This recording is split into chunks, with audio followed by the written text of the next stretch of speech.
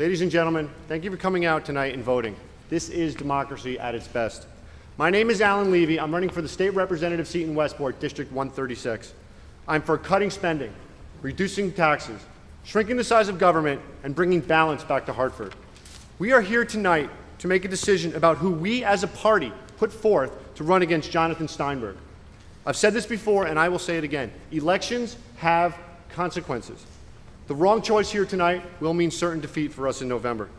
This election will be won by using every available option for getting the message out that we are dramatically different from the Democrats who have, the tax and spend Democrats who have a supermajority in Hartford. Bold, clear, and unflappable differences are what's required to win.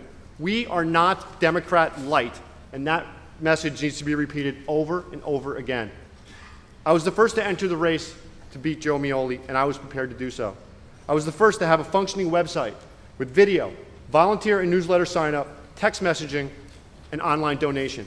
I am the only candidate not taking public financing to run my campaign. You can't be for cutting spending and take $25,000 of taxpayer money from the state.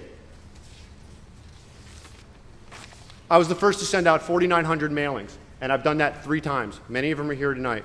I was the first to send out 3,400 robocalls, and I've done that 4 times. I've signed up for the same text messaging service that Scott Brown used to win Ted Kennedy's seat. And if you text 4AL to 68398, you can sign up too. Those cards are all over the place. Does anybody here truly believe that my opponents are as capable of getting their message out as I am, Republican or Democrat? I am the only candidate that can win in November. Elections have consequences. My opponent wrote in his op-ed that I shouldn't win this nomination because I have a young family. Are you aware that there's a large segment of Westport that works 16-hour days? They haul themselves back and forth to New York, sometimes 6 days a week. Should they quit their jobs because they have young families? I believe they do those jobs because they have young families, and they work hard so they can build a better life for them. The first 2 newspaper articles about Steve Rubin said, and I quote, "Steve Rubin is a registered Republican but may switch parties and run as a Democrat." Steve Rubin is a registered Republican but may switch parties and run as a Democrat. I gasped. True or not, it's out there. I didn't make it up, and if I didn't point that out, the Democrats most surely will. He is unfortunately unelectable and cannot win in November.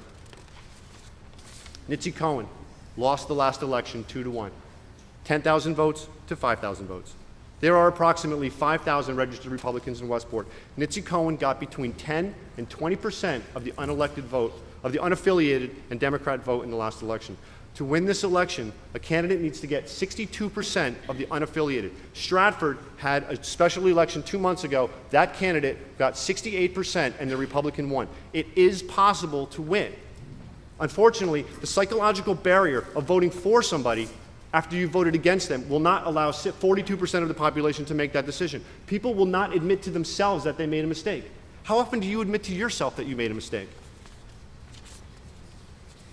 Unfortunately, Nitzy Cohen is also unelectable and cannot win in November. Bold, clear, and unflappable differences are what's required. Ladies and gentlemen, elections have consequences. I'm asking for your vote here tonight because I am the only candidate that can win in November. These are serious times. Please choose wisely. Thank you.